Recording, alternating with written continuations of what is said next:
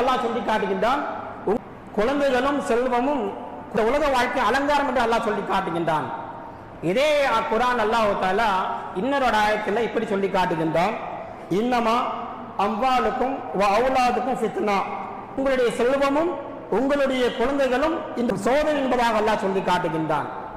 அப்ப எப்போ சோதனை, எப்போது கண்குளிர்ச்சி என்று பார்க்கும்போது, நம்முடைய குழந்தைகளை நாம் அல்லாஹ் சொன்ன வழியிலே வளர்க்கும் போது, மார்க்கம் சொல்லி தந்த வழியிலே வளர்க்கின்ற போது, அல்லாஹ் காட்டிய வழியிலே வளர்க்கின்ற போது அவைகள் எல்லாம் நமக்கு அலங்காரமாக மாறி போகும்.